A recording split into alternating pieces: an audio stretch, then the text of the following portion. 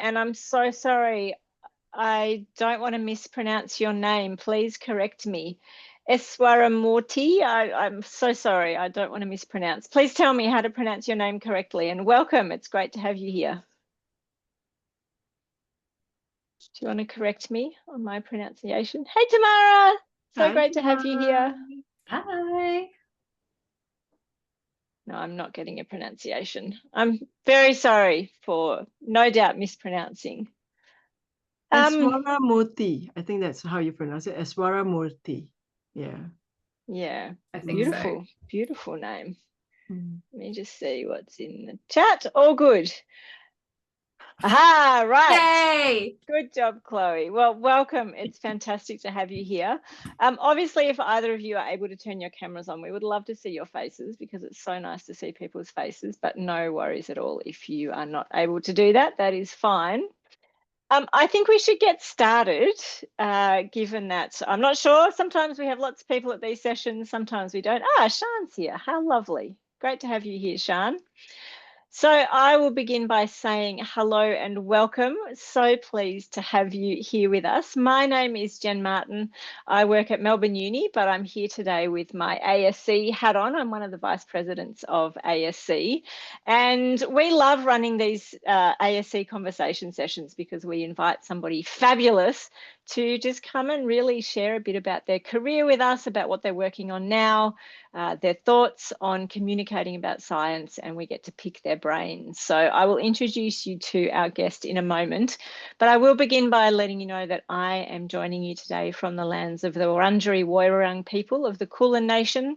And I pay my respects to their elders past and present and acknowledge that this land was never ceded. And as always, I like to think about the fact that I feel so incredibly fortunate to live and work on a continent that has this unbelievably long history. Our First Nations people were our first scientists, our first researchers, our first storytellers, and so much of what we care about as science communicators, I think we can learn enormous amounts from our First Nations people.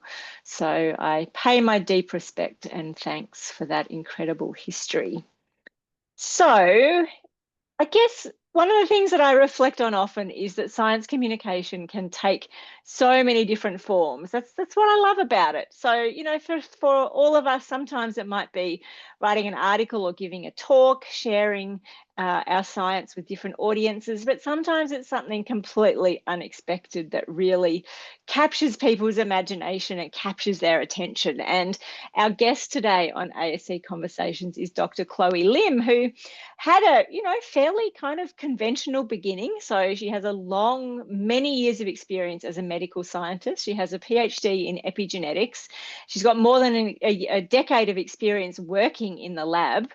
But then things get a little bit more creative and more interesting. And she's built this really inspiring career that mixes science and creativity. So she is a balloon artist.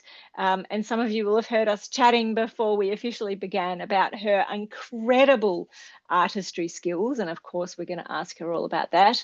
She's a children's book author. She's a podcaster. She's a really passionate advocate for diversity in STEM. And I met Chloe first at a Women in STEM Leadership Summit. I can't remember the exact details, but what I saw then and the reason I was so excited to get Chloe here today is she's just got this fabulous way of making science playful and accessible without ignoring the really important issues, things like representation and inclusion. So I'm really excited to hear more about her journey today, what motivates you, Chloe, and I think we as science communicators can learn a huge amount from your approach. So thank you for making time to be here today and welcome. Oh, thank you so much, Jen, for having me. I mean, I'm really new to science communication, so there's still a lot for me to learn from everyone too. So hopefully I'll be able to share a little bit that can help everyone as well. Well, I think that's the beauty of the ASC, right? That we're all learning from each other all the time. So for those of you who have joined us, thank you for being here. And please, if you want to interrupt at any time, I'm really happy for you to put a hand up or put something in the chat. I'll try and keep my eye on the chat. I do have some questions I want to ask Chloe, but I'll also leave time at the end if you have some questions that you would like to ask her. But Chloe, I feel like we need to begin with the kind of more conventional side of things. So as I said, you began your career as a medical scientist. You've got more than a decade of experience in epigenetic research. What first drew you to science? Was it an experience, a teacher, a story? You know, what brought Chloe into the world of science as opposed to the many other things you could have done?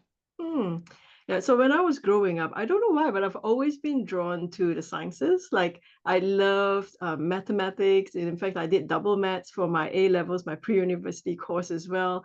And I've always been very interested to find out how things work. And interestingly, I guess, when I was looking at what to do for university, I was actually deciding between chemical engineering and potentially, human medical science as well. But when I looked into chemical engineering, I realized that it's more to do with, drug development, that kind of work, or something that's very, and my chemistry was okay, but it wasn't as strong. And so then I thought, oh, maybe I would look at something else. And so, I looked further and I was thinking, I'm really interested in the human health and how the human body works. And so that's when I moved into looking at, what can I study to help me understand more about, the human body? And I said, oh, medical science. And I was like, oh, maybe I'll do medical science instead. And of course, I'm originally from Malaysia, and I grew up in a family where we didn't have a lot of, I guess, I would say middle class income family, and I didn't really have a lot of like the financial backing that allowed me to study overseas. And so I worked really hard to be able to get good grades so that I can get scholarships to go and study overseas. And thankfully, I was able to get a scholarship, and I moved to New Zealand. So I actually did my undergrad in medical science in New Zealand. And during my time there, it was interesting because, I learned a lot about, anatomy, physiology, all those sort of things. But at the end of my second and third year, I had the opportunity to come to Australia. So I came to the ANU. They had this summer research project thing going on. And I was like, oh, this is interesting. It's an opportunity to get some work experience, do some research, because I've never done research before that. And when I got into that, I was like, oh my gosh, this is so much fun. Like I really enjoyed the idea of doing experiments in the lab, finding out something that no one else have discovered before, and that's what hooked me into research. And so I did my honors in medical science, but at the end of that, I couldn't stay on in Australia because I was on an international student visa. And so I had to leave the country, and I went back home, back to Malaysia. But I found a job in Singapore. So I worked as a research assistant in Singapore, and then came back to Australia because I got my PhD scholarship. So a bit of traveling here and there, but in the end, I came back to Australia and did my PhD in medical science. And that was when I did epigenetics research, looking at how the chromatin modifications can impact how genes are being expressed. And I really enjoyed doing research during that time, and went on to become a postdoc and did research fellows as well. And I was part of a biotech startup for a couple of years looking at the development of epigenetic drugs. So and then now I've left academia, and I'm now working in government as a regulatory scientist. So I work for the Therapeutic Goods Administration, looking at efficacy of complementary medicines. And it's funny how, when I said I didn't want to do chemical engineering because it was more to do with drugs, I came back and now I'm looking at drugs. So you've come full circle. And tell us a bit more about that transition from being a research scientist to being in regulatory science. Like, I'm interested to know whether that transition kind of really started to shape your perspective on how science connects with policy and people and society. Like, was that part of what shifted you more into doing a whole lot of communication about science? Because you kind of said, I'm new to science communication. So tell us, I'm interested in going from research scientist into this regulatory role. Yeah, so I guess being in Canberra in terms of opportunities or research opportunities is not as prevalent as it would be in Melbourne or Sydney. And what you'll find is probably a lot of people who decide to leave research will probably move into a government agency. And at that point in my life, I had 3 kids. I have 3 kids. And so I was thinking, I think, to have a better life balance, I would like to move into the government to do work that's a little bit different as well. And, after a while in research, I kind of had how to say, I did have a I had a challenging experience as an academic, and that made me think of changing my career choice as well, and that's part of why I pivoted into government. But the great thing about science is that your scientific training is that you are trained with all the different transferable skills that you can move into different areas. And so for me, when I moved from academia into government, all of those critical thinking skills, the analytical thinking skills, scientific thinking skills, they all apply to what I do now. But the thing that I needed to learn and pick up was learning about legislation, because part of what I do is based on using legislation to support all the decisions that we make. And also, I guess, in terms of policy, how do we develop things to make sure that we are considering the public health and the public interest, and also what the government of the day's agenda or interests are as well. And so it gives you a much bigger picture, because I think when you're in academia, you tend to get very focused on your research. You just like, oh, epigenetics, and that's it. But when you're working at the government level, you're thinking broader. You're thinking about you're thinking about the communities. You're thinking about Australians in general. So it's not just your research anymore, but it's how can you apply this to multiple different stakeholders.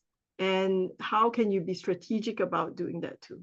I mean, to me, that sounds like the perfect kind of breeding ground for you to be thinking a lot more about communicating your science. But before we kind of move on to some of the remarkable things you've done more recently, was there anything that you missed about research, or was it like, see you academia, you suck, I'm ready to be in the real world? I do. I think I do enjoy the experimental side of things. I think, and then one of the things I really enjoyed was being able to get a good result. I mean, when you get a bad result, you're like, oh, but but that's part of being a scientist, right? But the other thing I really enjoyed was also working together as a team with other people. Because some of my work right now, we do still work together as a team, but you do tend to do a lot more solitary individual type of work as well. And a lot of my work is very much desk bound. It's reading papers, and then writing reports, writing policies, writing programs. So it's a very different focus. Yeah, and I guess there's a lot of things about being in academia which I really enjoyed was just interacting with students, because that was the opportunity to be able to teach and lecture and really support the new generation in terms of how they can develop as a scientist or as a scientific thinker as well. So I really enjoyed it. And I think that probably kind of drew me into, teaching children as well. Because that's one way that I can sort of still teach science and make it fun. Yeah. So, yeah. Yes, I think we'll definitely come to that shortly, but I can completely relate. My favorite part of my job by far is working with students, teaching students. It's I feel like the word privilege gets overused these days. Everything on LinkedIn is, it was such a privilege to do blah, blah. But genuinely, I think working with amazing students is a huge privilege. So, okay, so here you are still doing something that, on one side looks like a fairly traditional, predictable science career. And somewhere out of the blue becomes you blending science with balloon artistry, something that just blows my mind, because I would never think to learn how to become a balloon artist. And I've seen your work. You are phenomenally talented. Can you take us back? And it's led you onto national TV. It's led to a whole lot of awards. Like, you have just blown this out of the park. But Chloe, can you go back? Where did the idea first take shape to be doing balloon art? And maybe you could tell us the first time that you kind of merged balloons and science. I'd love to know where this began. Yeah. So, I mean, I've never twisted balloons before, ever, until 6 years ago. Really? It's that Yeah. recent? Okay, wow. So, and I mean, it was February 2019 when my church needed someone to twist balloons for a community event, but no one put their hands up. And so I thought maybe I'll give it a go. So I went to Kmart, bought a pack of balloons. Don't buy balloons from Kmart, they're not that great. And then just so you know. But I went onto YouTube, as you do when you want to learn something new or trying to learn how to do something. And I made my first ever balloon dog. And I was like, oh, this is actually quite interesting. It's quite fun. And then I kept trying different designs. And I was like, oh my goodness. I mean, I got hooked. I really got hooked into making different types of balloons. And at that point in time, I was also looking for a business to start as well. It's like, oh, maybe I can do something with this. This is so much fun. And so that's how Giggly Wiggly Balloon started. Just by meeting a church need, I stumbled upon this beautiful world of balloon artistry. And as part of developing my business, I was looking at all the different services that I can offer, and part of it was balloon twisting. Of course, at parties you would see someone twisting balloons, but the other thing I really liked was to be able to perform for children. And so the other aspect was actually balloon storytelling shows that I did. So I mainly did the story of the three little pigs. People know that story, all children know that story. But in that same year, I also published my children's book, which is called What Makes You Unique. And that book is an introduction to genetics for children. So really targeted at the age between 4 to 8 years old, and talking about, how come we have different colored hair, different colored skin, eyes, all those sort of things. And it all comes back down to our genes. And because I was, doing this balloon storytelling show with my balloon business, I was like, oh, maybe I can merge, balloons and science and my book together to create a fun science show. And so that's how I sort of got into the idea of creating a science show based on my book, and then using balloons as a way to illustrate all the different concepts of DNA, genetics, and creating a script around it. So that was quite a few years in making. I actually started off with the first ever show at my daughter's childcare. So my girls are like my test guinea pigs. A lot of jokes in a way. But that's how I got started, and I continue to iterate on the show. And in fact, last year I actually hired a show director to try and improve it and make it even better as well. And so it's got to a point where I'm really pleased with how it is, and I get good feedback. And kids actually do remember some of the concepts of concepts that I teach. And I think one key thing that I thought was quite important is also highlighting the fact that we're actually using a book as a way to present the show as well. So we're actually merging literacy and STEM together, and STEAM actually in this case with art, with balloon art, and really capturing that whole package to present to children. My gosh, Chloe, I've got like a million questions for you. There's so many things that I want to understand. Let's just stick with your book for a minute, and then obviously we'll come back to where that's led you. So in my mind, the book kind of came later, but in fact, it sounds like discovering the power of balloon artistry and the book were actually kind of happening simultaneously. So what led you to decide to want to write a book about genetics for young readers? Because that's not something that everyone decides to do. I mean, I know you've got your own young kids, but tell us a bit more about what makes you unique and what your motivation was for the book, and I guess what you hope young readers and families take from it. Yeah, it's an interesting one because I didn't really think of being a children's book author at the time when the opportunity presented itself. The reason why I got started on the book was because there was a workshop at University of Canberra where I was a postdoc then.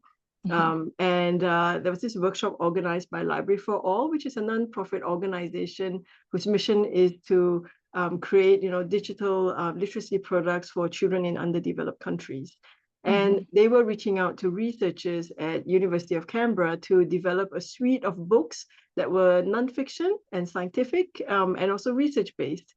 And I saw this opportunity. It's like, oh, that's interesting. And it was like, they called it, write a children's book in a day. I'm like, wow, that's pretty fancy. Like, I won't mind doing that. So I jumped on, and it was supposed to be my day off, but I'm like, no, I'm gonna just do this. And really, I think I was very keen to be able to make scientific concepts accessible to children. So even, a very abstract concept like DNA or genetics, I believe if you communicate it in a way that is simple, in a language that is accessible to children, then they can also pick up and understand, that concept too.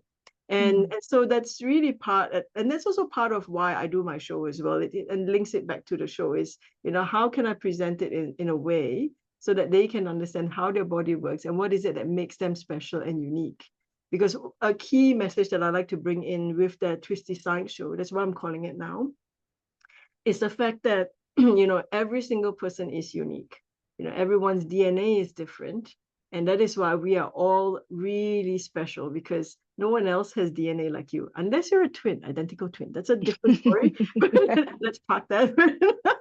But the idea that everyone is unique, and so we need to cherish and acknowledge and respect everyone's differences as well. So I try to incorporate that sort of moral or take-home message in my shows as much as possible. And this is the perfect one to really celebrate the cultural diversity that we have here in Australia. I mean, what a beautiful message, right? I feel like bringing that science to that just basic sense of kindness and acceptance and inclusivity and humanity. I mean, that's really beautiful. So I'm very glad that book exists. And I love the fact that the book helps you to think more about how to bring your ideas to young audiences. I need to understand more about the balloons. Like, tell me, what was it like the first time you saw people responding to these? I know it wasn't all science inspired, but you got to the point that at least some of what you're doing is science inspired balloon creations. Like, tell me your thinking around, here are these really complex topics like DNA, and I'm assuming you've made amazing balloon structures of DNA. Like, how do balloons work effectively in getting people to think and understand about science? Yeah, so I mean, if I'm thinking about from a children's perspective, and one of the things that we do need to try and grab hold of is their attention. And they do like very colorful visual things, and a lot of children love balloons as well. Like they get very how to say, and they do get very engaged, and they get very enamored with how, especially if it's not just a simple doll, right? Here we're talking about a DNA helix. So I do make a DNA helix to illustrate, what a DNA looks like when you look at it under a very special microscope, and just to give them that visual concept of how things are. And I think when you have that visual concept, it makes it easier for them to absorb it and to remember it as well. Because I mean, we humans, we actually think in pictures, and we hold pictures stronger than we do words. And so if we can have that visual representation of something to link it with the concept that we want to talk about, I think it helps them understand it a bit better as well. Yeah, I think that goes without saying, but like, you didn't necessarily have to choose balloons as your way of making it visual. I think that's pretty remarkable and pretty unusual. First question or next question is, how do you show epigenetics using balloons? Do you have a way of explaining what epigenetics is? Yeah, so I don't actually talk about epigenetics in my show. I think that's way too Okay. advanced. Okay. But I mean, that one is suitable for youth though. So I do run like a DNA workshop for youth, for the older kids, the high school kids. But I mean, the basic idea of epigenetics really is chemical modifications on the DNA, right? So if I were to do something with this, I could create that DNA strand and then add little markers or little balloons as markers or flags onto the DNA itself. And then, in order to talk about whether a DNA is open or closed, we can put the markers that lead to gene repression or the closing of the gene, or you can have markers, which maybe, let's say, a green color one to say that, the DNA, when you have this marker, the DNA is open. So I think, it's just giving that that visual, how do you say, marker of, how things work. Make it easier to understand. I mean, that I can imagine how Yes. much, how you explain those things. I definitely think visually, so I can see how helpful that would be. So Chloe, tell us a bit more about how making things out of balloons works. Like, how much is it you finding pictures online? How much of it is you drawing your own pictures to imagine? How much is it you just kind of trying it out and seeing what works? How often do balloons pop on you? What are some of the things that you make out of balloons? And I know you have an amazing bee behind you that I got to see earlier that you have to show everybody. Yes. My God, guys, wait till you see this bee. But yet, like, tell us a bit more about Yeah. the practicalities. What are you making and how are you making them? Yeah, I mean, the first thing, I guess, is to really think about the script first, and think about, the sort of ideas that will be important to convey as a concept to children. And then from there, decide the balloons that I'm going to make from there. So I guess, in terms of thinking about the balloons to make, I do get inspiration from the internet. So I look at, for example, we talked about the bee, right? I will look up, the normal bee that you would see, and then look at the elements that form the part of the bee. And then I also look at how maybe I look up balloon sculptures or bee balloon sculptures, and then to see what other people have made as a bee. And I mean, there's a lot of amazing balloon artists out there who actually create really amazing, fantastic, realistic balloons as well. And so I draw inspiration from there. And so an example, I'll show you my bee now. Let me see if I can unblur, because I think it will. I'll unblur my background. You see all my mess. It doesn't look messy at all to me. Look at this. So Isn't this is that the bee. phenomenal? I've actually added fur to this because I did a show at Florian on Sunday, and I talked about the teddy bear bee. And so this is the teddy bear bee, my version of the teddy bear bee anyway. So it's quite big. It's like my baby right now. How terrified are you, like actually just holding that and moving it around? I'm just feeling really anxious that something's going to pop, No. and I don't know Yeah, how you no, put it back he's in. pretty stable. I mean, he has lost a little bit here, but he's actually pretty stable.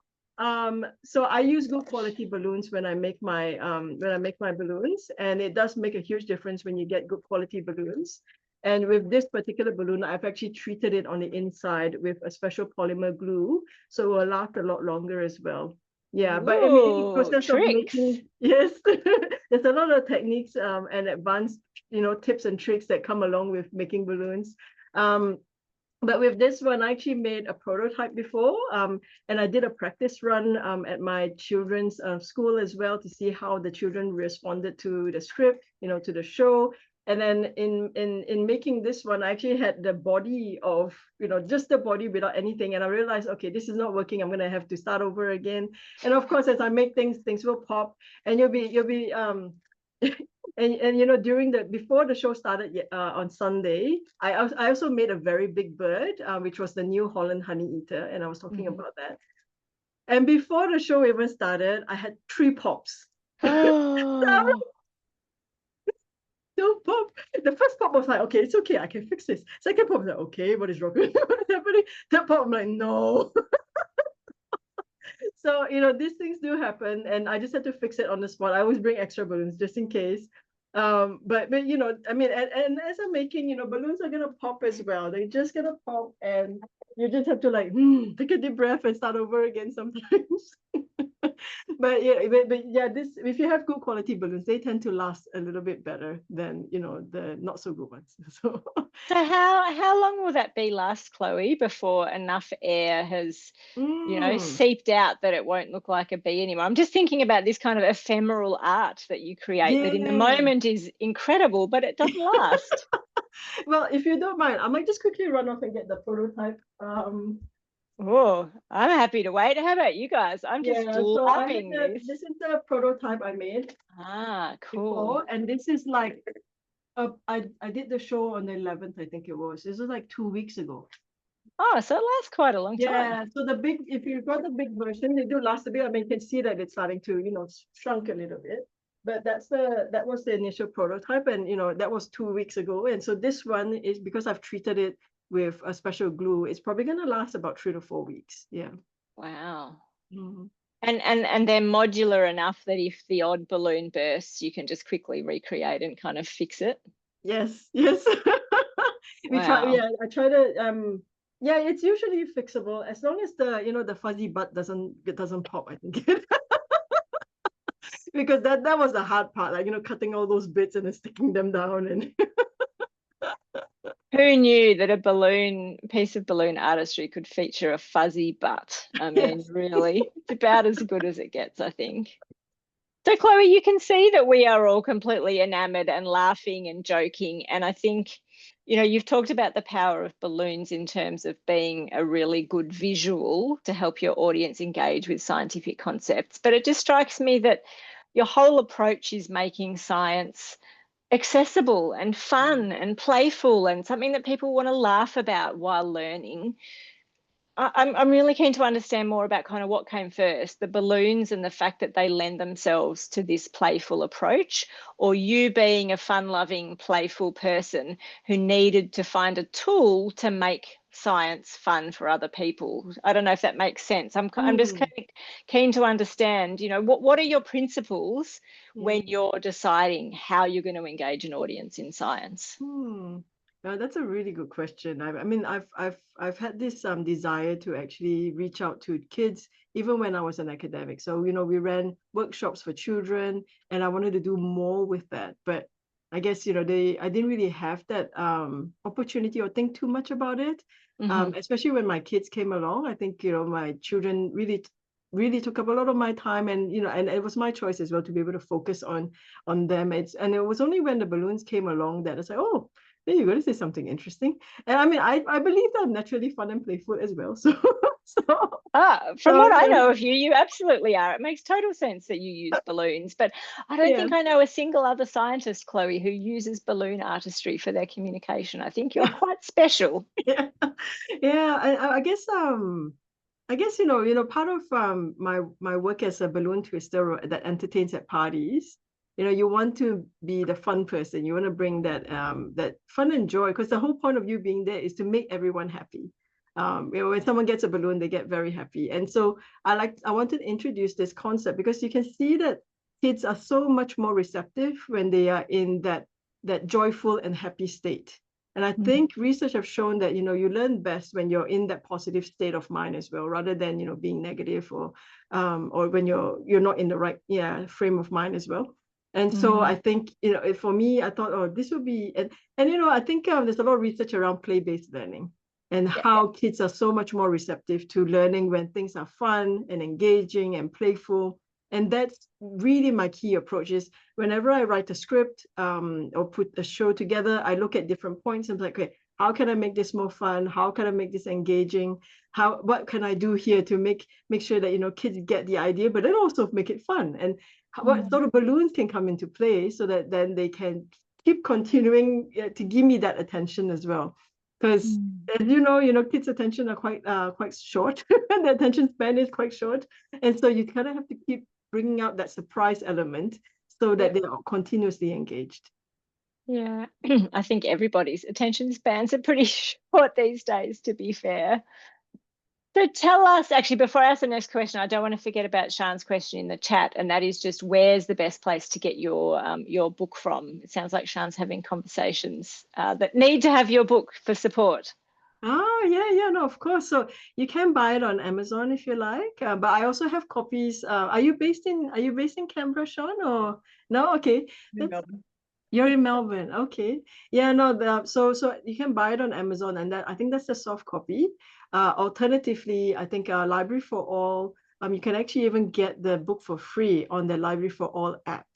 So if you're Oh, interested, yeah, just download the app and then you can get access to all the books that they have published for different age groups and also with different topics as well.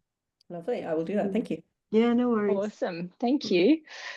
Chloe, before we leave the balloon story, because there are some other things I want to ask you about, but before we leave you and balloons, I feel like we need to hear the story of how your balloon artistry landed you on mainstream TV and a huge, ridiculously huge audience learning from you. Tell us how that played out. Oh gosh, that was a So I actually got a message on Facebook. Like, is this legit? Scam You never alert, know. scam alert. Yeah. It's like, I'll just leave it for a few days. But no, it was so I guess the casting crew reached out so this is a show. So I was on the Channel 7 blow up reality TV show. And what happened was we've got the casting crew reaching out on Facebook Messenger. And I thought, okay, well, this is fine. I'll just say, yeah, sure, let's give it a go. And then I didn't hear from them for a while. It's like, oh, okay, maybe it's really not legit. But then later on, they reached back out again, and they asked me to do an audition. So I actually went for an audition, created this balloon sculpture, did some interviews, and I guess they were happy with what I did and how I presented myself. And so that's how I landed on national TV.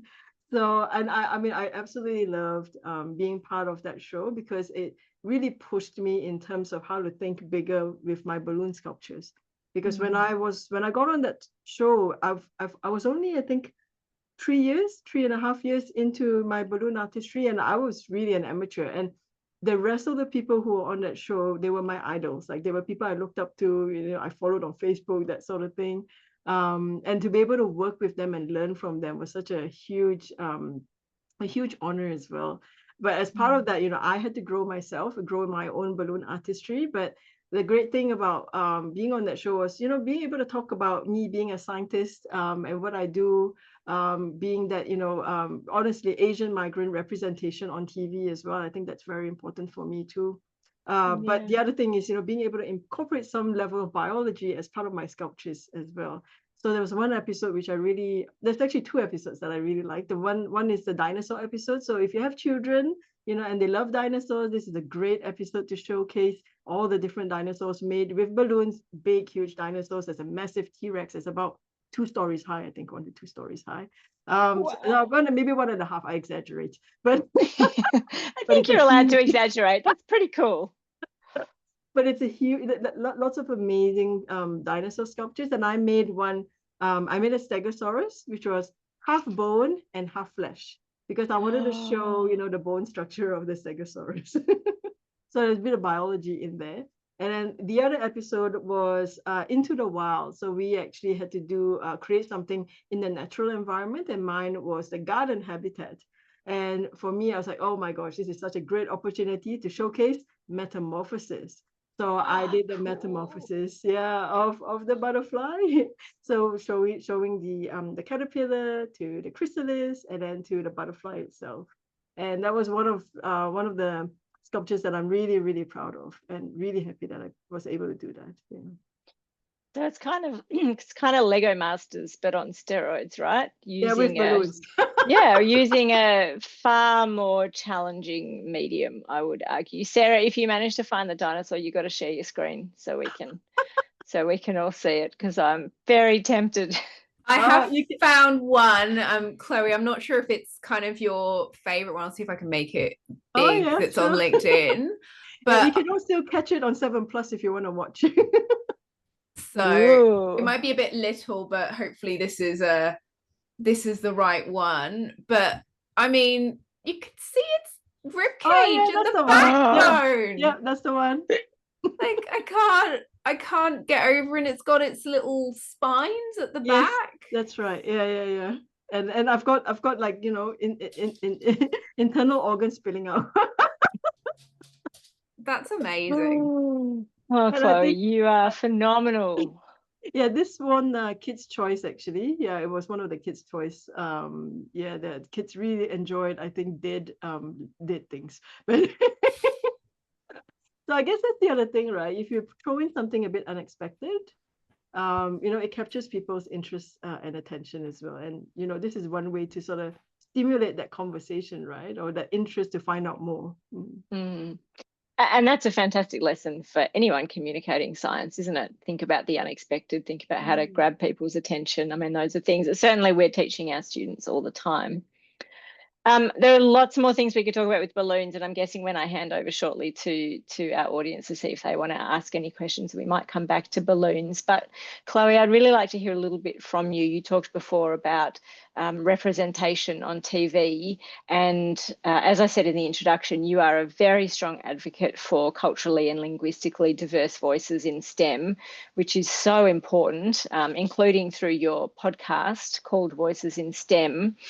Talk to us a little bit about why you are so committed to inclusive practice and representation in science communication.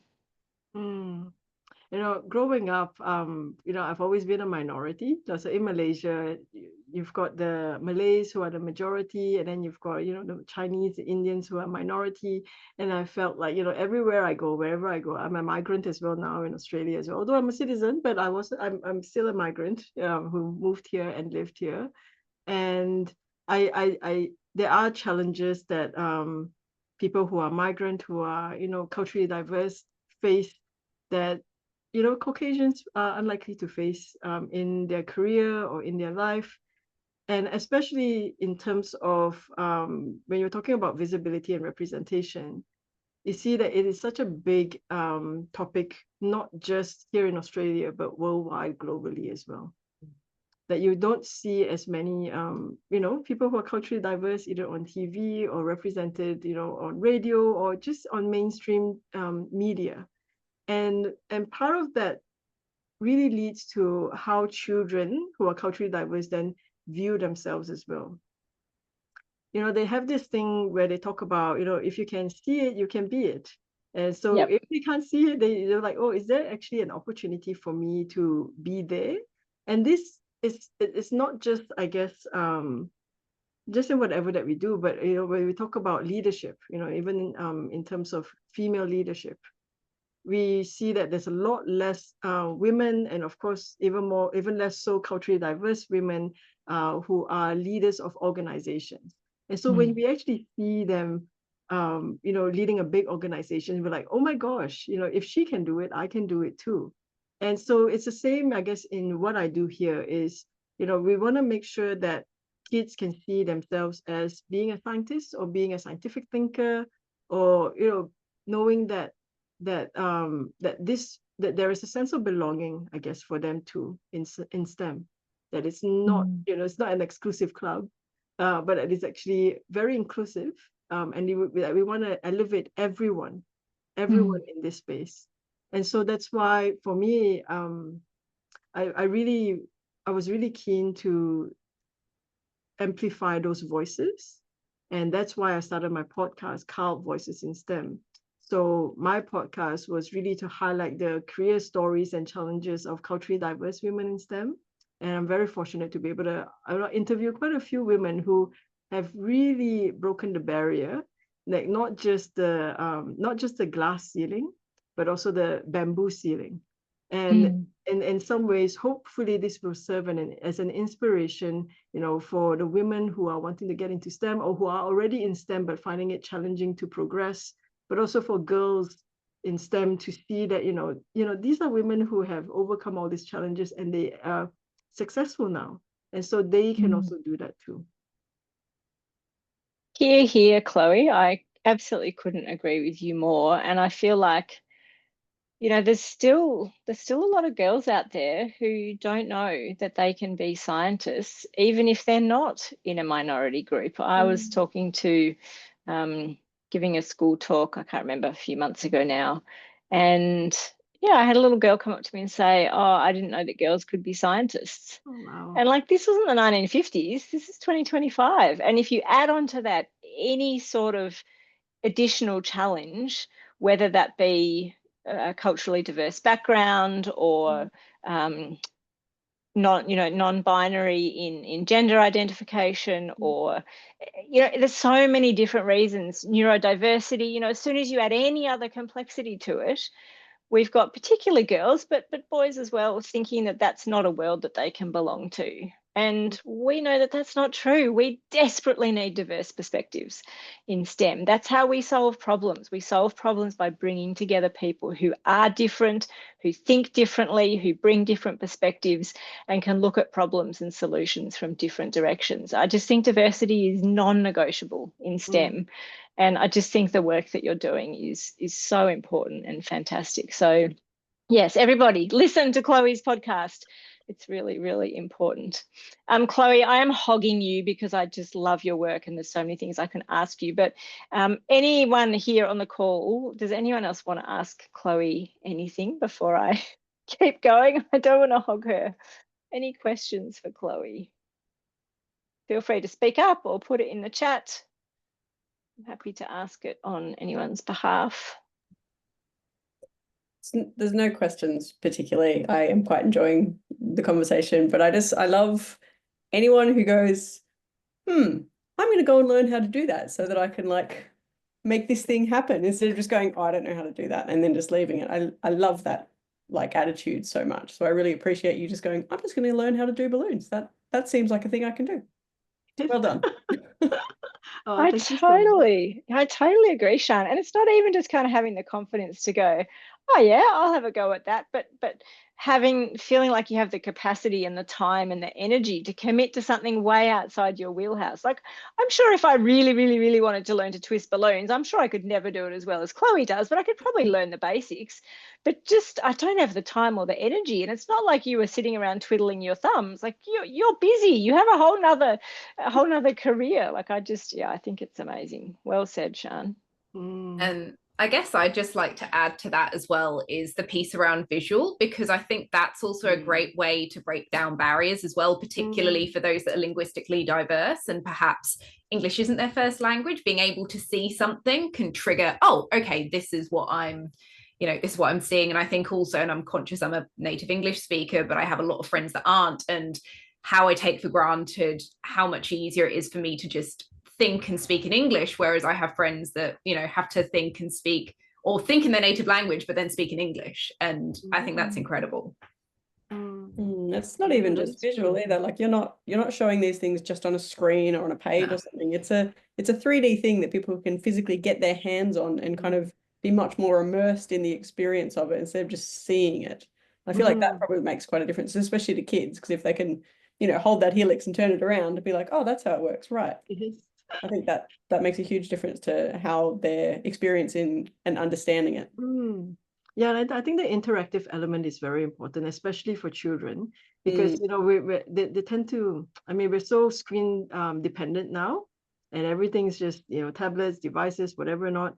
But I feel that it's so important to have those in-person events, because then you have that direct connection and that important just being around other people. Because I think that sense of community that we can bring as science communicators is very important too.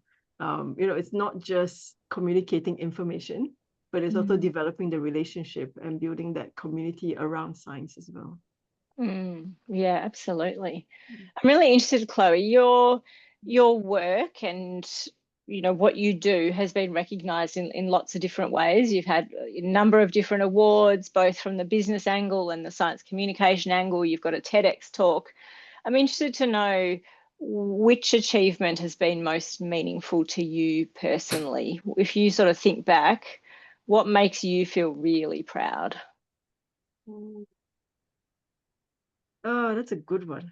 I mean, my friends always joke, you're such a high achiever. You even have to have twins. But I think it's the little moments sometimes that I feel it's most precious to me. So an example would be like recently I did the Twisty Science show for the April school holidays this year. And I had one of the moms actually message me and said that, oh, my daughter's been making up a song about DNA and singing about it. And, and I'm like, oh, that's so sweet. And I mean, you can see the impact on children when you do something like this, when you're able to really think about them and how you can reach out to them. And how that thing that you do actually does have an impact. And I think that's an important thing for all science community kids to realize it is, you know, you may not necessarily see the fruits of your labor straight away, or it may not be evident to you, or it may not be presented to you in that way, right? But I think it's important to remember that what you're doing is important and it does make a difference, and that you just hold on to that to keep going, because sometimes you might have a challenging moment, or you feel like you know, what you're doing is not good enough, or I mean, I'll admit, I think I am saying this because I did my Floriade show on Sunday, and you know, I spent weeks, you know, preparing, making the script, rehearsing, making balloons, hours making balloons. But the turnout wasn't, you know, as big as I expected. I really wanted more kids to be there. And honestly, I actually felt quite low, and I was a little bit disappointed with how it turned out. But then I was like, oh, I did have a mom who came up and said that, you know, it was a fantastic show. I'm so glad that you did something like this. And sometimes, you know, you just have to hold on to the reason or the purpose why you're doing something, and know that it will come to fruition in some way, in ways that you never know, in ways that you can never imagine. And that gives you that energy, that passion to keep going. Beautifully said. I couldn't agree more. And I guess it kind of comes back to the idea of there are some things that we can't control, but there are other things that we can control. And you reframing that, I think, is really, it's essential. Chloe, one more question. And if anyone else has a question, we'll try and squeeze that in as well. But I guess I'm interested, you know, your work is just phenomenal, and congratulations again. I just think it's incredible what you're doing and what you have done. What advice would you give to anyone watching this who really wants to bring more kind of personality, more flair, more creativity, even some artistry into how they share science? You know, it may be that balloons aren't their thing, but, you know, what do you think about, how we could all bring more creativity into what we do? Now, I believe that each person is inherently creative. I think there is that music or that song in us that wants to be expressed. And sometimes it's a matter of trying different things to be able to find out which creative outlet best suits you, or that you're passionate about, or that lights you up, that you enjoy the most. And when you find that thing, I think what's important is not to compare yourself, and not to think about, you know, what other people have done, or how you know, different you are. Because I think what kept me going is also the fact that I know that no one else is doing what I'm doing. And so, you know, I'm in a way, I'm kind of alone in this space, but that's okay. I think, you know, you create that special niche for yourself, but you have to believe in your own art, your own creative expression, and not to be shy to share it. Because I think it's when people try to dim their light that then other people are not able to enjoy it or appreciate it. And so, you know, if you find that thing that sparks joy in you, that creative outlet, you know, just keep creating and keep putting it out there. And people, you know, if you become so valuable that you cannot be ignored. And so I think it's important to be true to yourself in that sense. I know authenticity is talked about a lot of times, blah, blah, blah. Yeah. But I think that's an important thing to tap into, especially when we're talking about creativity, because no one else can really bring that to life apart from you. I just love what you said a moment ago about creating value to the point that you can't be ignored. I think, you know, so much of the work that we do in STEM and in communicating about STEM is trying to create value. That's what drives us, right? We're not doing it to be rich or famous. We're doing it because we want to do good in the world. And thinking about that in the context of, not being able to be ignored because you are actually contributing value. I think that's a really empowering way to think about it. Does anyone else want to squeeze in a last question for Chloe before we let everyone get back to their no doubt busy days?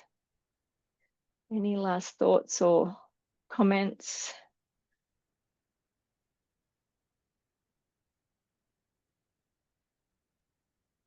I'm also very excited to have a new show to add to my kids' repertoire. blow up. Yeah. I'd never heard of that before. I was like, oh, brilliant. All right. That's a new thing that they can get into. Thank you. Oh, thanks, Sean. I bet they'll love it. Mm. Well, I would just like to say a huge thank you to you, Chloe. I really do know how busy you are. A lovely message from Tamara. Thank you. Really inspiring and insightful. I just love your energy, Chloe, from the minute that I met you, whenever it was. I don't know, in the COVID time warp. I can't remember how long ago it was, but I just had this incredible sense of your passion and your energy and your vibrance. And I feel very honored that you were able to make time to join us today, because I just think more people need to hear about your approach of, oh, I don't really know how to do it, but I'll just try and I'll see what happens. And oh, now it's led me here, and oh, now I'm doing this, and then you made that bloody bee, which is just, I cannot get my head around how you make something like that. I just think it's incredible. So thank you, Chloe. Thank you for being here today, but also just thank you for doing the incredible work that you're doing. It's a real honor to learn more about it. And yeah, we will share this recording on our channels so that people can catch up with the conversation. I had emails from quite a few people saying, I really want to come, but I've got a clash. So that's why we have the recording.